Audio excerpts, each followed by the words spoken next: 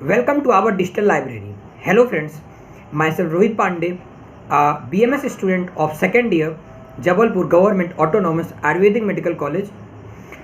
Friends, आज मुझे ये वीडियो इसलिए बनानी पड़ रही है क्योंकि आज मैं जो इन 2 सप्ताहों में जो डिफेम देख रहा हूँ आयुर्वेद को लेके, मीन्स जिस तरह डिफेम किया जा रहा है, चाहे वो दूसरे पैथी के हों, चाहे वो IMA वाले हों, चाहे वो दूसरे संगठन हों, मीन्स क्या सोच इतनी छोटी हो सकती है कि आपको सिर्फ अपनी दुकान चलाने के लिए आपका पार्टनर अगर आपके बगल में दुकान न लग जाए, इस वजह से आप इतने डर चुके हो कि आप दूसरे की दुकान बंद कराने के चक्कर में आप दूसरे को इतना बदनाम कर रहे हो कि कोई मतलब जिसका कोई अर्थ ही नहीं है। आप सभी जानते हैं आयुर्वेद शाश्वत है। आज जितनी भी मॉडर्न ये पैथी आई हैं वो सब आयुर्वेद से ही इनका हुआ है।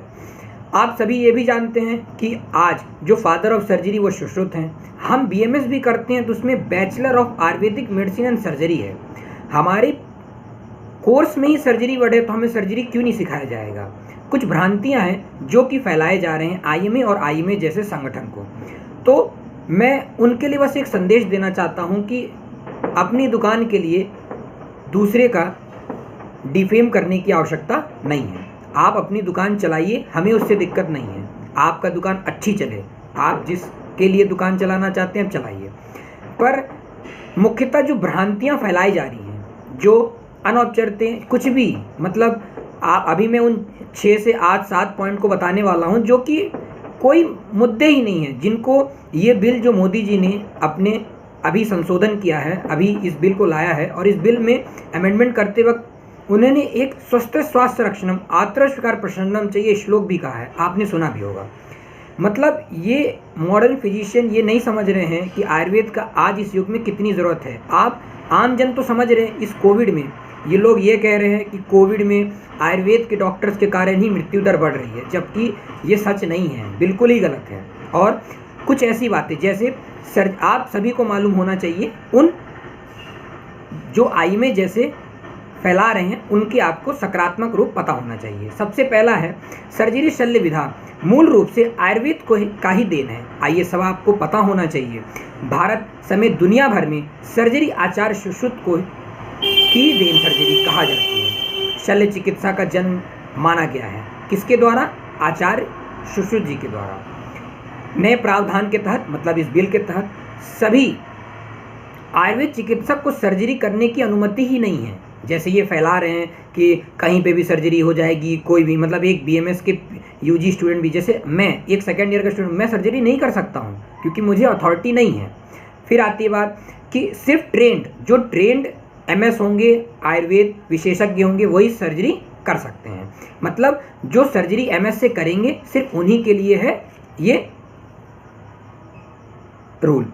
फिर आता है कि आयुर्वेद कि कॉलेजेस में आज भी हमारे कॉलेजेस जबलपुर जैसे कॉलेजेस में भी अगर हम एग्जांपल दें छोटे जगह के भी, तो आयुर्वेद में कॉलेज में पहले से ही आयुर्वेद विशेषज्ञ हमारे ऐसे प्रोफेसर्स हैं जो आज भी कई हज़ार सर्जरियां कर ही रहे हैं। पाइल्स हो, फिस्ट्यूला हो, इन सारी की सर्जरी हमारे कॉलेज में हो रही है और आप हमारे चैनल के माध्यम से भी देख सकते हैं कितनी एफिशिएंट सर्जरी है और कितने पेशेंट को लाभ भी हैं।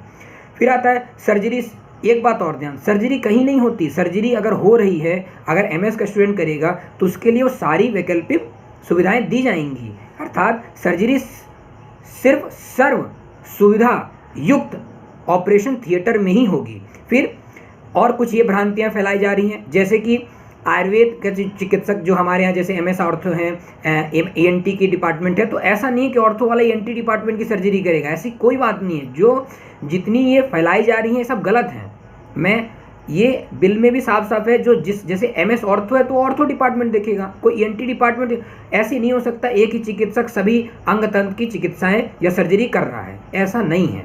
सो इन भ्रांताओं से दूर रहिए और आम जन तक हम सारे आयुर्वेद के स्टूडेंट ये आपसे अनुरोध करते हैं आम जन से कि IMA जैसे संगठन जो कुछ भी वर्गला रहे हैं, कुछ भी बातें बोल रहे हैं, और 11 तारीख का उनका जो स्ट्राइक है वो भी बेफालतू है, कोई काम का नहीं है। हम उनसे अच्छा, हम आयुष डॉक्टर्स जो हमारे सीनियर्स हैं, जो हमारे प्रोफेसर्स हैं, जो निःशुल्क परामर्श दे रहे हैं और न कोई चीज़ रुकेगा आपके प्रोटेस्ट करने से। आप जितना स्ट्राइक करिए, प्रोटेस्ट करिए, कोई मतलब नहीं है। धन्यवाद। जय हिंद, जय आयुर्वेद।